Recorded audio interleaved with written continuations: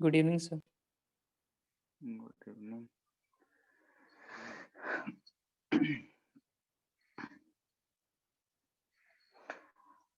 ठीक है,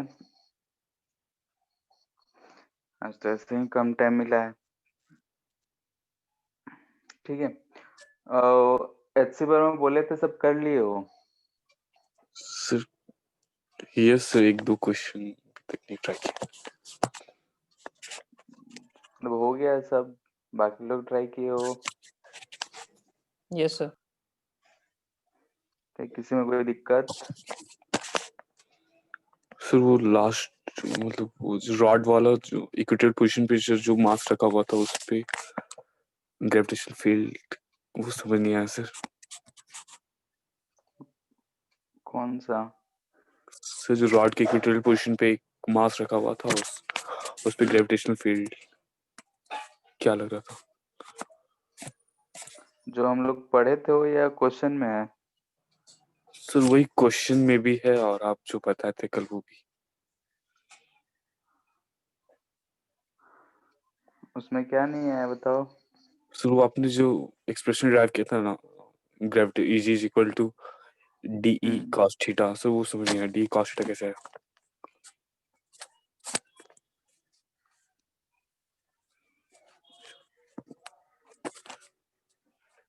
hello. Yes sir. हाँ बोलो। हाँ सर, आपने is equal to d cos theta किया था ना, सो वही वो समझ नहीं कॉस थीटा क्यों है? जैसे कि हमने उसको सॉल्व करा था, ऐसा रॉड था, इक्वेटोरियल पोजीशन था। यहाँ पे हमने यहाँ पे कोई भी पॉइंट पे हमको इलेक्ट्रिक फील्ड निकालना था, तो हमने यहाँ पे एलिमेंट लिया था x दूरी पे जाके dx एलिमेंट। यस ठीक है, अब इस dx एलिमेंट के लिए हम ग्रेविटेशनल फील्ड देखेंगे तो यहाँ से इधर की डायरेक्शन में होगा, हम सिर्फ ही लिख रहे हैं। Yes sir. ठीक है, अगर हम इस एंगल को थीटा कहते हैं तो इस E का एक कंपोनेंट इधर होगा और एक कंपोनेंट इधर होगा। Yes sir. इधर क्या होगा? E cos थीटा और इधर क्या होगा? E sin थीटा, यही होगा। Yes sir. ठीक है, तो इसीलिए हम E cos थीटा लिए थे। सर तो ठीक ई है, कॉस थीटा से वो उसके डिस्टेंस दोनों के बीच में ऐड हो जाएगा ना, कौन सा डिस्टेंस? मास अगर और डी वाई अगर लिख रहे हैं तो ये हमको क्या मिला? D e cos of theta. अगर डी करो तो, नहीं तो ई लिखो, जो भी लिखना है। ठीक, अब यहाँ पे अगर तुम इंटीग्रेट करोगे इसको, तो यहाँ हम सिर्फ एक पार्ट लिए हैं, तो यहाँ लिमिट रखेंगे -L/2 से L/2, और हमने इधर भी एक एलिमेंट ले लिया था और यहाँ 2 लगाया था, इसलिए हमने 0 से लेकर L/2 तक इंटीग्रेट किया था। अब क्या बोलना चाह रहे हो, बोलो। तो जो आपने ई कॉस थीटा लिया उसे वो दोनों के बीच में डिस्टेंस में कंसीडर करेंगे आप? कौन सा डिस्टेंस? सर जो ई कॉस थीटा लिया, हाँ, तो इसमें डिस्टेंस का क्या काम है? सब सर डीएम जो ई मास है का दोनों के वैल्यू बीच में। लिखेंगे तो g/dm बाई ये वाला डिस्टेंस लेंगे, ये डिस्टेंस r था, ये x है, तो √r² + x² है। उसका स्क्वायर करेंगे तो r² + x² आएगा, ये एक्सप्रेशन हो जाएगा। इसको डी लिख लो तो डी का ये एक्सप्रेशन हो जाएगा। यस ठीक है, इस पॉइंट और जहां मास है उस बीच के दूरी लेना है, तो इसलिए हमने ये दूरी लिया था। Yes sir. ठीक है, और किसी को कोई दिक्कत?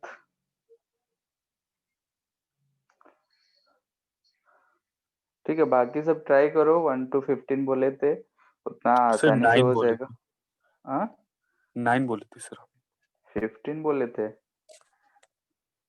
यस देखना और ट्राई लिखे करता भी हूँ। हैं, जो पिछले क्लास का लेक्चर शुरू होता है तो ऊपर HCB 1 to 15 लिखे भी हैं। Yes, sir. 1 to 15 दिए। हाँ, सर ये सब डिफरेंशिएट इंटीग्रेट करने वाला क्वेश्चन सब में दिक्कत हो जाता है। क्यों? डिफरेंशिएशन इंटीग्रेशन नहीं पढ़े थे? सर पढ़ा था पर मतलब ये ऐसा वाला क्वेश्चन में अप्लाई करने में दिक्कत हो जाता है। इतना दिन से ले रहे हो, अब बोल रहे हो? जैसे कहाँ है सेंटर ऑफ मास, रोटेशन में मोमेंट ऑफ इनर्शिया निकालने में, अभी हर जगह क्या करना है, एलिमेंट लेना है जो है वो पुट करना है, और ये लास्ट तक चलेगा। ठीक है, तो उसको दूर करो। बोकारो में ही हो? Yes sir. तो वहां पे उत्पल सर हैं, कभी जाके एलिमेंट लेना सीख लो। ठीक है सर। और इंटीग्रेट जैसे कैसे करेंगे, जो भी क्वेश्चंस हैं उन्हीं क्वेश्चन से ही समझ के, जैसे कि क्या बोलते हैं, सेंटर ऑफ मास में बहुत सारे किए थे, रोटेशन में कर रहे हैं, यहाँ पे कर रहे हैं, आगे भी करने को मिलेगा। ठीक है, तो उसको जाओ वही क्वेश्चन को रेफरेंस लेके क्यों ले रहे हैं, कैसे ले रहे हैं, वो एक बार बैठ के समझ लो। ठीक है सर। बाकी तो उसके बाद एक बार फॉर्मेट आ गया तो इंटीग्रेट करना है, तो इंटीग्रेट करने के लिए वो कुछ पार्टिकुलर मेथड्स पढ़े होगे। ठीक है, हाँ। तो हाँ उसी से काम चला लेना है अभी। वैसे मैथ्स के स्टूडेंट हो, 12th में इंटीग्रेशन तो करना ही है, बहुत सारे मेथड पढ़ने हैं, लेकिन हमारे लिए उतना से काम चल जाता है, तो उतना बेसिक है, क्यों है कैसे है उतना नहीं जानना है। हाँ ये आ रहा है, हमको इंटीग्रेट करने आना चाहिए, फॉर्मूला याद होना चाहिए। ठीक है, तो वही हम लोग देख रहे थे लास्ट में कि एक्सेलरेशन ड्यू टू ग्रेविटी,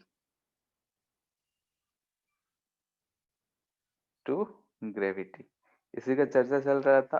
और अर्थ के लिए, ठीक है, तो अर्थ के लिए चल रहा था, इसका अगर हम रेडियस की बात करें तो ये 6400 किलोमीटर होता है अप्रोक्स, और मास 10 का पावर 23 के आसपास आता है, ऑर्डर रहता है।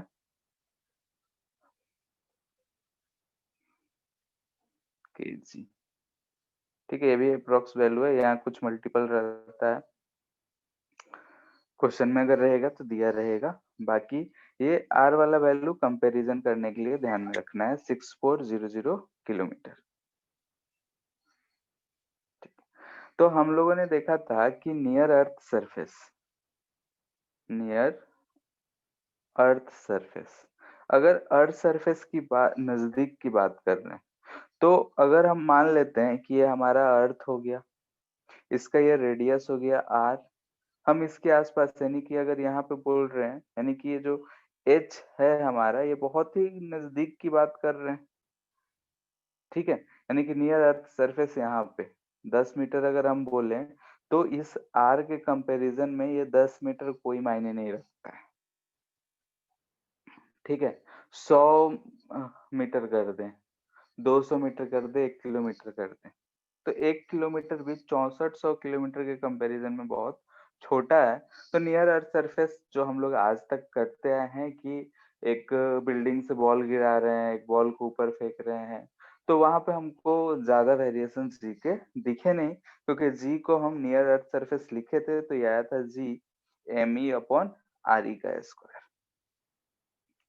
ठीक है, और इसका वैल्यू जो होता है अप्रोक्सीमेटली 9.8 मीटर पर सेकेंड स्क्वायर होता है, और हम नियर अर्थ सरफेस को कांस्टेंट मानते हैं।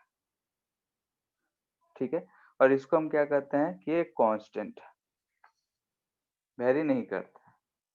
जी यहाँ पे क्या है, ग्रेविटेशनल फील्ड, या फिर हम बोल सकते हैं एक्सेलरेशन ड्यू टू ग्रेविटी। ठीक है, second, at a height h above earth surface. ठीक है, अगर हम h हाइट ऊपर जाएं और वहां पे पूछे कि एक्सेलरेशन ड्यू टू ग्रेविटी क्या होगा, ठीक है, तो अब हम यहाँ पे ऐसा, अगर अर्थ है, इसका रेडियस जो है r है, हम इस हाइट की बात कर रहे हैं, ये हाइट है हमारा h, इस हाइट पे क्या होगा। तो अकॉर्डिंग टू फॉर्मूला, अगर हम वहां पे g लिखना चाहते हैं तो वहां पे हम g डैश लिख रहे हैं, तो कितना होगा, तो हम जानते हैं कि GME/, यहाँ से सेंटर से डिस्टेंस जितना हो h का होल स्क्वायर होगा। ठीक है, इतना होगा।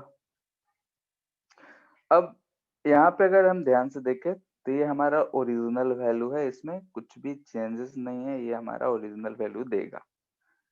लेकिन मान लेते हैं कि हम 400 किलोमीटर की बात कर रहे हैं, 400 किलोमीटर हमारा एज, ठीक है, 400 किलोमीटर है, तो यहाँ पे आर जो है हमारा 6400 किलोमीटर है। इसके कंपैरिजन में ये भी छोटा ही, 6400 के कंपैरिजन में 400 छोटा ही है, तो वहां पे हम लोग थोड़ा बहुत अप्रोक्सीमेशंस लगा सकते हैं क्योंकि उसका भी स्क्वायर है, यहाँ ऊपर दिख रहा है।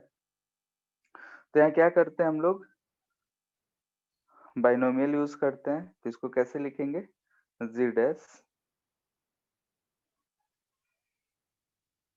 इक्वल टू GME, यहाँ पे आर स्क्वायर हम कॉमन ले रहे हैं, तो यहाँ बचेगा 1 प्लस एच बाई आर का होल स्क्वायर, ठीक है। इसको हम ऐसा लिख सकते हैं GME बाई आर स्क्वायर, यहाँ पे 1 plus H by r raise to power -2, ठीक है।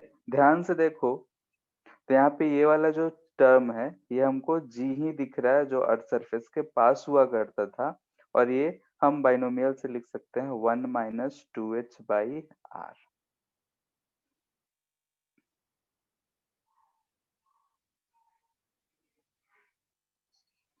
ठीक है। तो g का वैल्यू अगर हम देख रहे हैं तो अर्थ सरफेस से ऐसा वेरी कर रहा है, तो यहाँ पे हमने दिख रहा है कि अप्रोक्सीमेशन यूज हुआ है, इज यूज्ड, ठीक है, अप्रोक्सीमेशन यहाँ पे यूज्ड हुआ है, इसमें कोई अप्रोक्सीमेशन नहीं यूज हुआ है, तो इसलिए यहाँ पे हम एक चीज लिख दे रहे हैं, नोट करके ध्यान रखना है इसको, कि अगर g का वैल्यू है तो ये 9.8 या 10 मीटर पर सेकेंड स्क्वायर होगा इफ h जो होगा वो लेस देन 100 किलोमीटर होगा, ठीक है, ऑन एन एवरेज 100 किलोमीटर, ऐसा ये हार्ड एंड फास्ट नहीं है, लेकिन 90 किलोमीटर, 80 किलोमीटर, 100 किलोमीटर तक अगर रहता है तो हम लोग जी का वैल्यू कांस्टेंट मानते हैं 9.8 मीटर पर सेकेंड। लेकिन ये वाला फॉर्मूला यूज करेंगे हम लोग g into 1 minus 2h by r, if h जो होगा ये हमारा ग्रेटर देन 100 हो, लेस देन, कैसे लिखते हैं, 100, h लेस देन 500 किलोमीटर, 500 तक अगर रहता है तो हम लोग ये फॉर्मूला यूज करेंगे, लेकिन अगर उससे भी ज्यादा हो जाए तब अप्रोक्सीमेशन हम लोग यूज नहीं करते हैं, ज्यादा वेरिएशन हो जाता है तो उस समय हम लोग को डायरेक्टली ये वाला इक्वेशन यूज करना पड़ेगा, ठीक है। तो उसको हम लोग इस फॉर्मेट में यूज कर लेते हैं, तो उसको हम लिख लेंगे g by 1 plus H by R का whole square if h is greater than 500 kilometre, ठीक है, क्योंकि क्वेश्चन में तुमको ये भी मिलेगा कि 300 और कभी कभी मिलेगा कि h जो है r/2 है, r/2 यानी कि 3200 किलोमीटर की बात कर रहा है, जिसे हम 6400 के कंपैरिजन में नेग्लेक्ट नहीं कर सकते, तो उस समय पे हम लोग थर्ड वाला इक्वेशन यूज करेंगे, ठीक है। ये थर्ड वाले में थोड़ा सा ध्यान देना पड़ता है क्योंकि कभी कभी यहाँ पे 600 700 भी रहता है तो हम लोग ऊपर वाला यूज कर लेते हैं, ठीक है। तो उतना नजदीक वाले क्वेश्चन हमसे जल्दी पूछे भी नहीं जाते, लेकिन ऑन एन एवरेज इस चीज को फॉलो करना है कि अगर 100 किलोमीटर से पहले हाइट की बात कर रहे हैं अर्थ सरफेस से, एच जो है 100 किलोमीटर के अंदर है, तो हम लोग जी को लगभग कांस्टेंट ही मानते हैं। वैसे अगर हम रियली में बात करें तो रियली में हमको दिख रहा है कि हम सरफेस से जैसे जैसे ऊपर जा रहे हैं वैसे वैसे एक्सेलरेशन ड्यू टू ग्रेविटी घट रहा है, लेकिन शुरू में जो घटता है एच जब छोटा है तो वेरिएशन बहुत कम है, माइनर है, इसलिए हम लोग कांस्टेंट मानते हैं। उसके बाद और थोड़ा वेरिएशन, बहुत थोड़ा सा वेरिएबल दिखता है तो हम लोग अप्रोक्सीमेशन यूज कर लेते हैं, लेकिन जब एच कंपेरिजिबल हो जाए आर के, ठीक है, उस समय पे हम लोग अगर करेंगे तो ज्यादा का डिफरेंस आ जाएगा अप्रोक्सीमेशन लेंगे तो इसलिए उस समय हम लोग ओरिजिनल जो फॉर्मूला है वो यूज करते हैं। तो ये हमारा जी डैश है, ये है variation of gravity with height, ठीक है। अगर हाइट के साथ साथ देखें तो ग्रेविटी ऐसे वेरी करेगा। जैसे एक एग्जांपल करते हैं छोटा सा।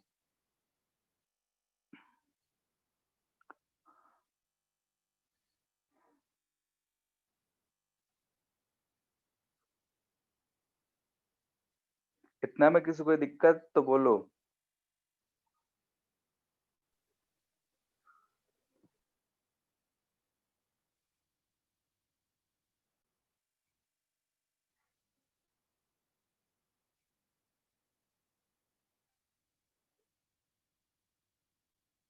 ठीक है, एक सिंपल सा क्वेश्चन है, इसको करो। पूछ रहा है कि हाइट कितना होगा जब जी डैश जो है अपने जो सरफेस पे था उसका आधा हो जाए। सबसे पहले तो तुम लोग हमको ये क्वेश्चन पढ़ के ये बताओ कि इसमें कौन सा फॉर्मेट यूज होगा, फर्स्ट, सेकंड या थर्ड? थर्ड। हेलो, थर्ड होगा, क्योंकि हाफ कह रहा है, हाफ ज्यादा वेरी है बहुत। ठीक है, अंबानी का आधा पैसा अगर मिल जाए तो बहुत है हमारे लिए, लेकिन अभी जितना है उसके कंपैरिजन में कुछ भी नहीं। ठीक है, तो हाफ जो चेंज है वो बहुत ज्यादा चेंज है, तो इसलिए हम लोग लास्ट वाला फॉर्मूला यूज करेंगे। जल्दी से सॉल्व कर लो।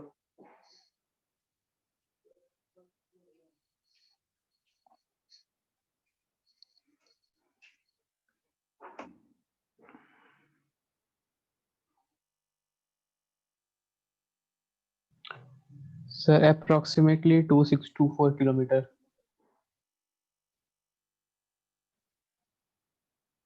देख लेते हैं।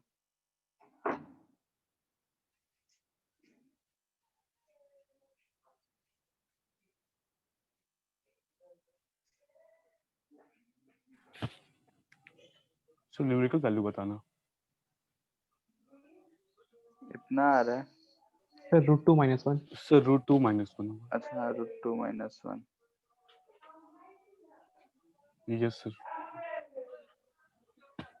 ठीक है, तो √2 होता है 1.44, यानी कि 3200 किलोमीटर के आसपास या फिर 2000 के आसपास आ जाएगा।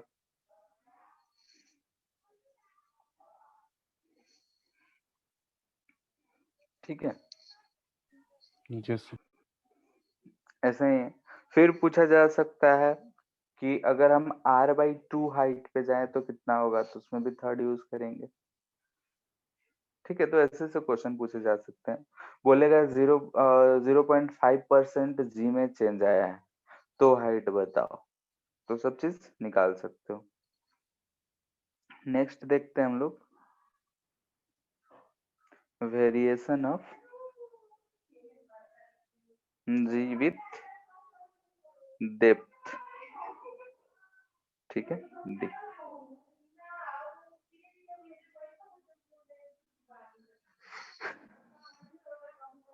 वेरिएशन ऑफ जी यानी कि एक्सेलरेशन ड्यू टू ग्रेविटी का वेरिएशन डेप्थ के साथ। डेप्थ के साथ कहने का मतलब ये होता है कि हम यहाँ जो डिस्टेंस की बात कर रहे हैं, ये सरफेस से हम बात कर रहे हैं। तो यहाँ से अगर हम इस पॉइंट पे गए, ये डी दूरी है, ये हमारा सेंटर है। ठीक है, तो यहाँ पे हम बोल सकते हैं कि ये जो हमारा डिस्टेंस होगा ये होगा r-d। ठीक है, क्योंकि इसका रेडियस r है। हम इस d पॉइंट पे, इस पॉइंट p जो है उस पे बात कर रहे हैं, और सरफेस से कितना अंदर है, d अंदर है। तो हम लोग ये इनसाइड द अर्थ सरफेस की बात हो रहा है। तो इनसाइड में यानी कि हम लोग देखे थे कि E जो होता है वो होता है gmx/r³ if x is less then r। Solid sphere के लिए यही था। Yes yes sir. सर। ठीक है, सॉलिड स्फीयर के लिए ही था। अर्थ को भी हम वही चीज मानेंगे। तो यहाँ पे हम बोलेंगे कि जो हमारा जी डैश है वो क्या आएगा, gme/re³। ऊपर क्या लिखेंगे, x। तो x था हमारा सेंटर से डिस्टेंस, यानी कि वो कितना है यहाँ पे, तो r-d।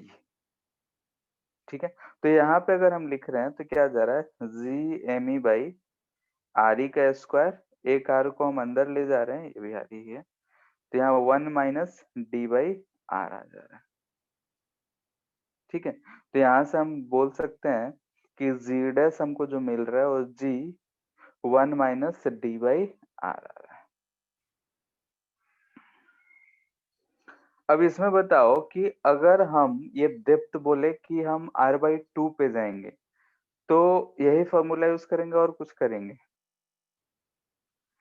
यही फॉर्मूला है।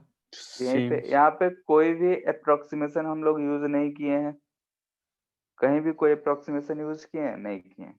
डायरेक्टली हम लोग वैल्यू पुट कर रहे हैं, यानी कि अगर हमसे कितना भी डेप्थ कहा जाए तो उसमें हम लोग ये डेप्थ डी रखेंगे। क्वेश्चन में ध्यान देना है कि वो डिस्टेंस सेंटर से दे रखा है या सरफेस से। अगर सरफेस से दिया है तो यहाँ डी रखेंगे, सरफेस से नहीं दिया होता तो हम यहाँ पे एक्स वाले वैल्यू रखते हैं, सेंटर से अगर दिया रहेगा तो इस बात का ध्यान रखना है, क्योंकि क्वेश्चन में ऐसा बोल सकता है कि अगर हम सेंटर से कुछ दूरी पे जा रहे हैं वहां पे ग्रेविटेशन कितना होगा, ठीक है। और अगर अंदर में जाते हैं तो जो ग्रेविटेशनल फील्ड होता है वो हमेशा अंदर की तरफ होगा, यानी कि हमेशा जो फोर्स लगेगा वो सेंटर की तरफ ही लगेगा, ठीक है। ये चीज ध्यान में रखना है कि जो भी फोर्स लगेगा वो सेंटर की तरफ लगेगा, यानी कि अट्रैक्शन है और सेंटर के टुवर्ड्स। अब अगर हम बोले कि variation of ji with shape of earth, earth का जो शेप है उसके हिसाब से अगर बात करें तो क्या होगा? पोल्स पे ज्यादा होगा। हम्म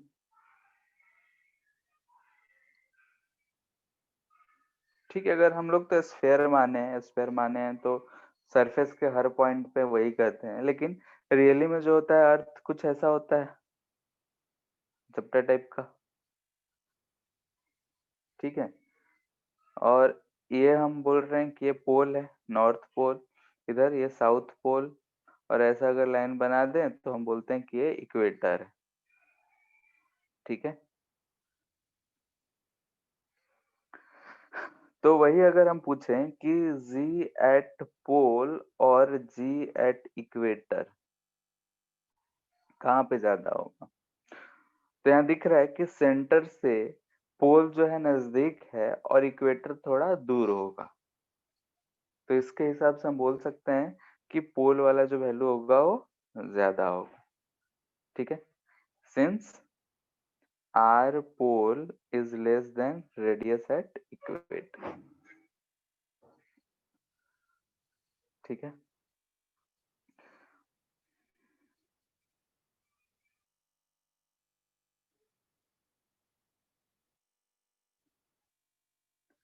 विथ रोटेशन ऑफ अर्थ, ठीक है। अर्थ अगर रोटेट कर रहा है तो उसकी वजह से क्या होगा, ये चीज सर्कुलर मोशन में भी था, तो वहां पे हम लोगों ने बोला था कि इस चीज को ग्रेविटेशन में ही चेक करेंगे, ग्रेविटेशन में ही देखेंगे। कह रहा है कि अगर अर्थ जो है रोटेट करने लगे, रोटेट तो करता ही है, तो उसके मान लेते हैं कैसा,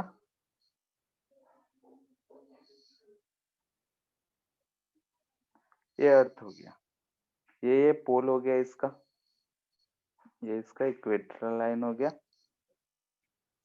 ऐसा हम मान लेते हैं कि ओमेगा से रोटेट कर रहा है, ठीक है। ये ओमेगा है अर्थ का रोटेशन का। अगर हम मान लेते हैं कि इस पॉइंट पे कोई मास रखा हुआ है तो उस पे इसका इफेक्ट क्या पड़ेगा, यानी कि हमारे मास जो है m मास है यहाँ पे, तो उस पे इसका इफेक्ट यानी कि रोटेशन का इफेक्ट क्या पड़ेगा, कैसे बता सकते हो? Centrifugal force. सेंट्रीपिटल फोर्स, बस। तो यहाँ पे हम बोल देते हैं ऐसा कुछ, ये जो पार्टिकल है वो इस स्फीयर में रोटेट कर रहा होगा, इस सर्कल के राउंड रोटेट कर रहा होगा, क्योंकि अगर अर्थ पूरा स्फीयर है और यहाँ रोटेट कर रहा है तो ये जो मास हम रिप्रेजेंट कर रहे हैं ये मास हमारा इसी सर्कल में रोटेट कर रहा होगा, ठीक है। अब यहाँ पे देखते हैं, ये हमारा रेडियस है r। यहाँ पे भी एक चीज ध्यान देना है कि ये एंगल कहाँ से लिया जाता है, तो हम इधर से थीटा ले रहे हैं, तो ये जो सर्कुलर पाथ है इसका ये रेडियस हम बोल रहे हैं कि अगर ये स्मॉल r है तो ये हमको r ऑफ cos थीटा दे रहा है, कहीं कहीं बुक में इधर से ये थीटा इक्वेटर से लिया होता है, तो वहां पे आर साइन थीटा आ जाता है, जैसे यहाँ से आर साइन थीटा आएगा। साइन हाँ मतलब इधर से ले रहेगा तो आर कॉस थीटा हो जाता है। ठीक है, अब देखते हैं यहाँ पे फ्री बॉडी डायग्राम। ये जो मास है, यहाँ पे जो भी जी लग रहा होगा, अर्थ सरफेस वाला जी जो भी यहाँ पे अगर हम बोले कि जी यहाँ लग रहा होगा, तो कितना लग रहा होगा, एम जी डैश।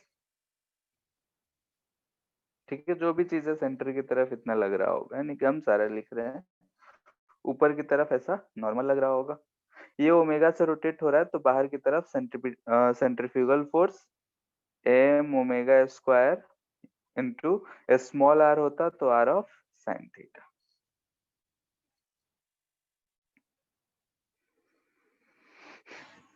ठीक है, तो यहाँ पे नॉर्मल अगर लिखेंगे, ठीक है, कंपोनेंट हम नहीं बना रहे हैं, डायरेक्ट लिख रहे हैं। ये एंगल थीटा है, तो 90 माइनस थीटा, तो ये एंगल कितना होगा, बोलो। So इधर कौन की सा? तरफ 90 ये minus देखो theta. तो ये थीटा हो जाएगा, तो ये 90 माइनस थीटा।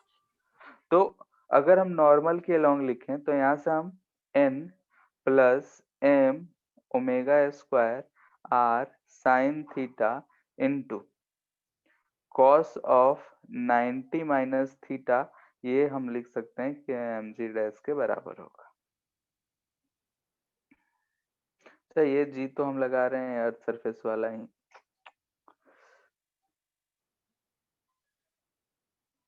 जो नॉर्मल होगा वो हमको जी डैश देगा। तो यहाँ से n आ गया, n इजकल टू कितना आया, तो m g minus m omega square r, ये कॉस 90 माइनस साइन हो जाएगा, यानी कि साइन स्क्वायर थीटा। नॉर्मल अगर हमको जी डैश फाइंड करना है, तो हम लोग इसको लिख देते हैं एम जी डैश। ठीक है, जी डैश फाइंड करना है तो एम एम एम कटता हुआ दिख रहा होगा, तो यहाँ से हमको जी डैश का जो वैल्यू मिलेगा वो G minus omega square are sine square theta मिलेगा, यानी कि रोटेशन से जी का वैल्यू इतना घट जा रहा है।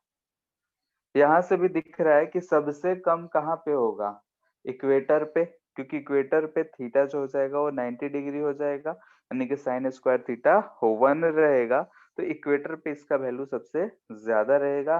पोल की अगर बात किया जाए तो पोल पे सबसे कम रहेगा। ठीक है,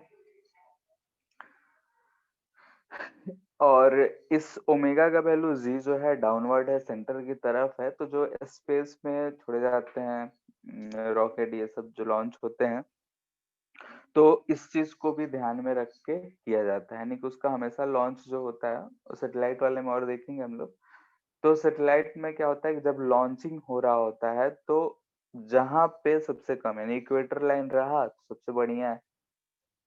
ठीक है, इक्वेटरल लाइन होगा तो सबसे बढ़िया है, क्योंकि उस समय पे जी सबसे कम लग रहा होगा। एलोंग ओमेगा, यानी कि जिधर अर्थ रोटेट कर रहा है उसी रोटेशन में हम फेंकेंगे तो एक इनर्शिया भी लगेगा।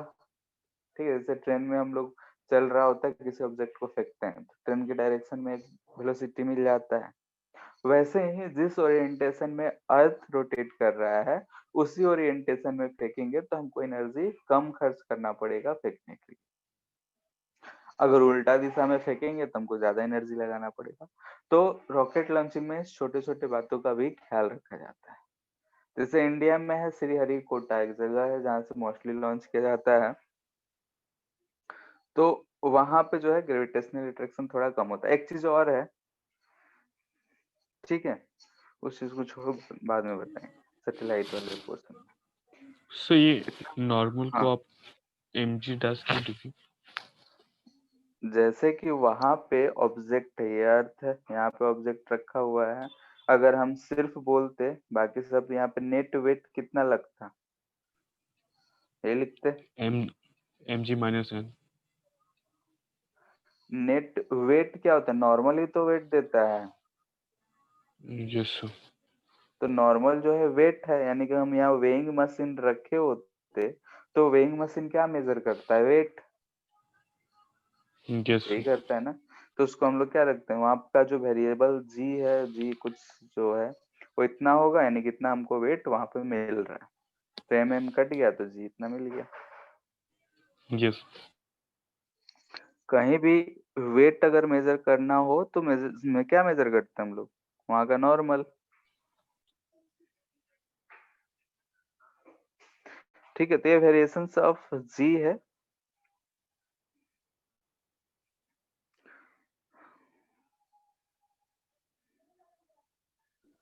सर हमको एक चीज समझ में नहीं आया सर। ये हाँ, जो रोटेशन वाला आप बताया, तो जिस तरफ अर्थ रोटेट कर रहा है उसी तरफ अगर रोटेशन रहे तो ग्रेविटेशन पे क्या असर पड़ेगा?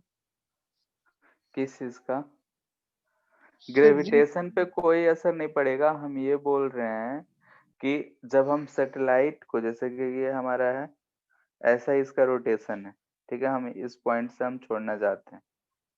अगर हम इस सैटेलाइट को इसी डायरेक्शन में ऐसे फेंकें तो इसका ओमेगा के कारण उसको एक वेलोसिटी मिल जाएगा। यस बोलो। सर, यस तो सर, अगर उधर वेलोसिटी उसको मिल जा रहा है तो क्या हमको थोड़ा कम एनर्जी खर्च करना पड़ेगा उसको फेंकने में? यस सर, तो वही चीज है। Okay sir.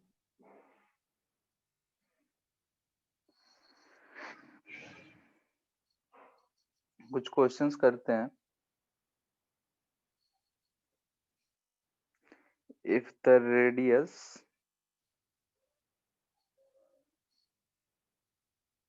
Earth were to shrink by 1%.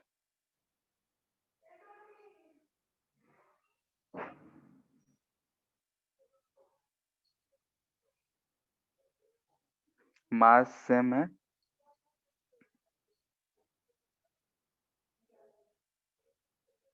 would be change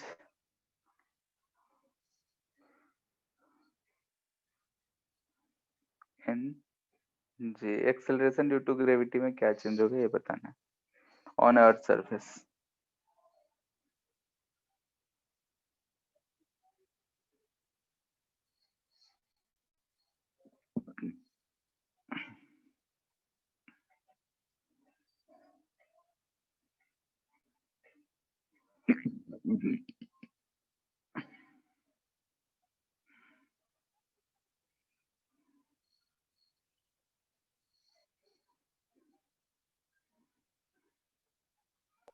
तो अप्रोक्सीमेटली 2% का चेंज। ठीक है।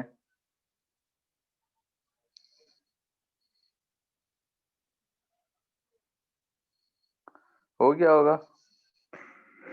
सॉरी।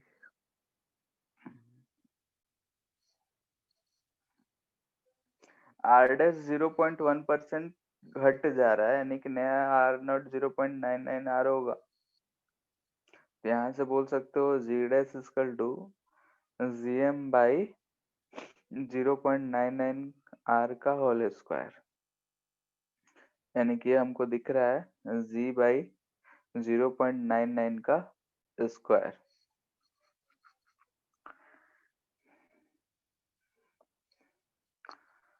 तो जी बाई जी डैश परसेंटेज से निकलना है व्हाट। ठीक है, परसेंटेज से निकालो, फ्रैक्शन से निकालो, जो भी निकालो यहाँ से निकल जाएगा।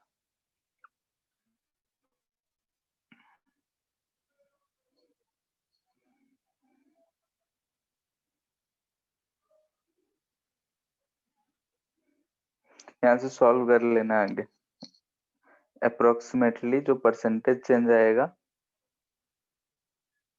2% आंसर आएगा। हो जाएगा, किसी को भी दिक्कत है?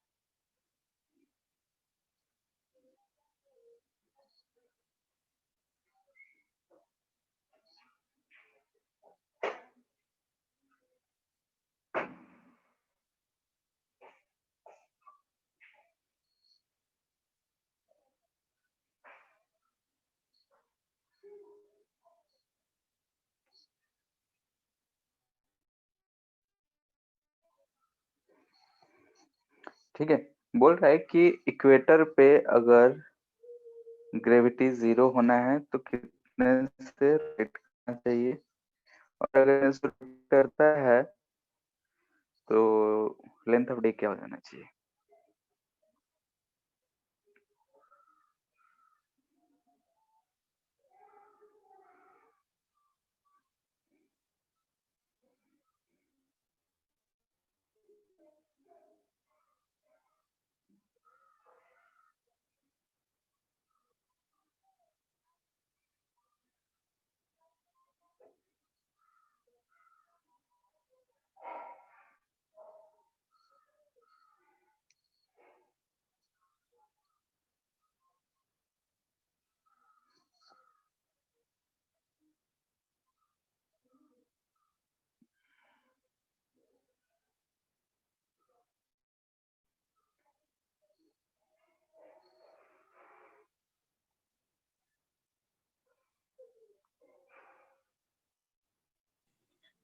सर न्यूमेरिकल वैल्यू बताना। अप्रोक्स में बोल सकते हो। सो एक्सप्रेशन आया sir 2 pi root R by root G. ठीक है, देखते हैं।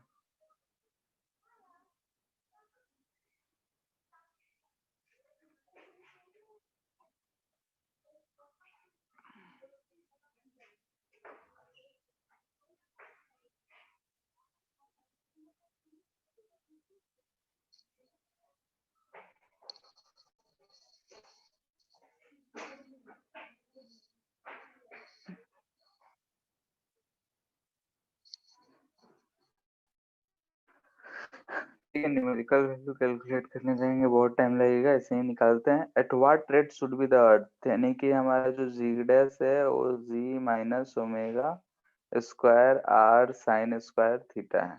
उस केस में थीटा क्या है, 90 डिग्री। तो यहाँ से हम बोल सकते हैं कि यहाँ पे नेट वेट 0 होना चाहिए, यानी कि नॉर्मल 0, यानी कि ओमेगा यहाँ से हमको दिख रहा है कि under root g by r, यही आ रहा है। Yes sir. ठीक है, क्योंकि बोल रहा है कि rotate so that g dash 0 हो जाए, जी डैश इसको 0 पुट कर दे रहे हैं, इक्वेटर है तो थीटा जो है वो 90 डिग्री हो जाएगा, थीटा को 90 पुट करेंगे, ये चीज हो जाएगी। डे लेंथ ऑफ डे कैसे निकालोगे, बोलो। यानी कि 2 हमसे टाइम 2 पीरियड पाई पूछ बाई रहा है, ओमेगा।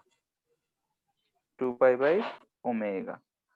ठीक है, यानी कि 2 pi under root R by G, ये अप्रोक्सीमेटली 84 पॉइंट समथिंग आवर्स से रहेगा।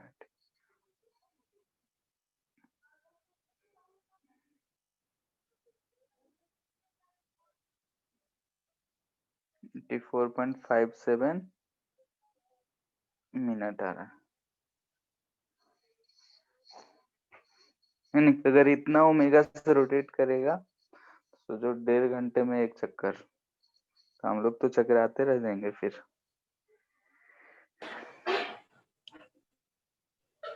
सर तो सर हम लोग अर्थ पे रहेंगे। ग्रेविटी तो 0 हो जा रहा है इक्वेटर पे, बाकी जगह तो और भी कम हो जाएगा, वही उछलने लगेंगे। साउथ की मूवी देखे होगे, कार गोल गोल घूमती है, बाकी लोग बाहर की तरफ उछल रहे होते हैं, वही हाल होगा।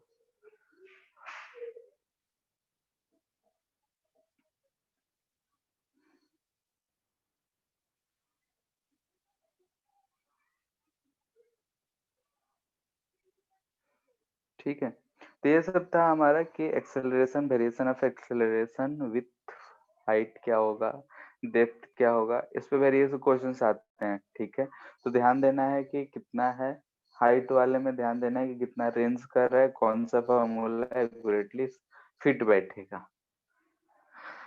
ठीक है, और ये डेप्थ वाले में तो कोई चिंता है नहीं। डेप्थ वाले में ये ध्यान देना है कि वो डिस्टेंस कहाँ से कर रहा है।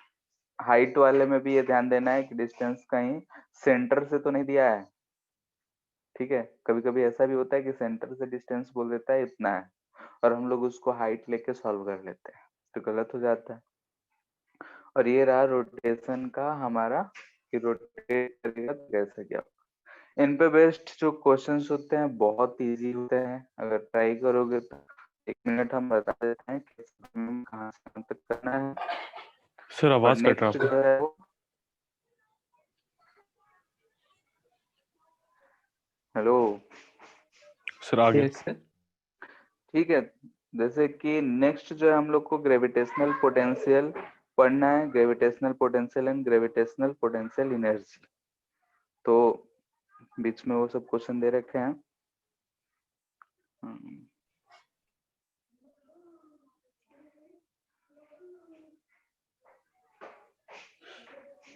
सो हाँ सो हो गया। हाँ, आज का हो गया। वही होमवर्क दे देते हैं, नेट देख लें। सर बुकलेट कब आएगा इसका? बोले तो हैं, देखो 1-2 दिन में आ जाना चाहिए।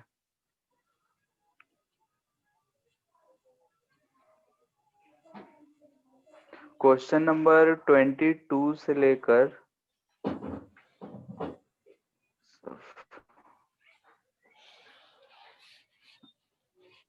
31 तक, ठीक है, 22 से 31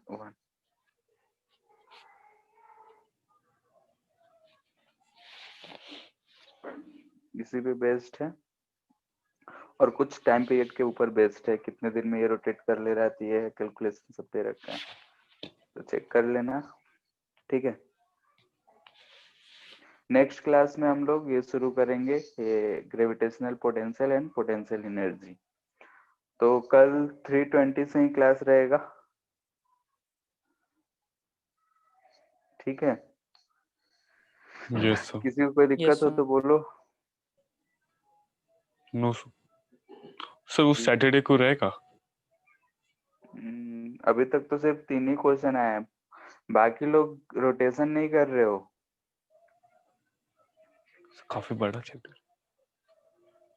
बड़ा है तो डाउट मुझे नहीं आ रहा एकदम से ना, कि बड़ा है तो देख के छोड़ दिए हैं। सर आज भेज देंगे। ठीक है, तो वही जिस सबके लिए बोल रहे हैं कि रोटेशन सॉल्व किए हो, जो भी क्वेश्चन में डाउट है उसको सेंड कर दो सैटरडे को, ताकि ज्यादा से ज्यादा क्वेश्चन डिस्कस हो पाए। अब उस समय में सेंड करते हो, पढ़ने में टाइम लगाते हैं, बताने में टाइम लगाते हैं, खत्म हो जाता है। ठीक है, ठीक है, तो क्वेश्चन ज्यादा आएंगे तो उस दिन क्लास रख लेंगे हम लोग सिर्फ डिस्कशन का। ठीक है, फिर आज के लिए इतना ही। Sir Thank you, sir. 5:30 के बाद ही रखिएगा क्लास। 5:30 के बाद क्यों? सर उतना सुबह मन नहीं करता है शाम को पढ़ने का, फिर हर रोज। तो सुबह में पढ़ लेना। हाँ चलेगा। फिर सुबह ठीक नहीं है, सर। ठीक है, वैसे देख लेंगे। तो पहले सॉल्व करो, क्वेश्चंस तो भेजो। अभी तक सिर्फ 3 क्वेश्चंस हमको मिले, उतना तो कभी भी बता देंगे। सर आज भेज देंगे। और बाकी लोग भी, देव,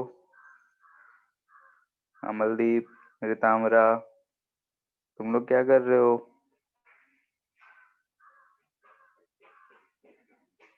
ठीक है फिर।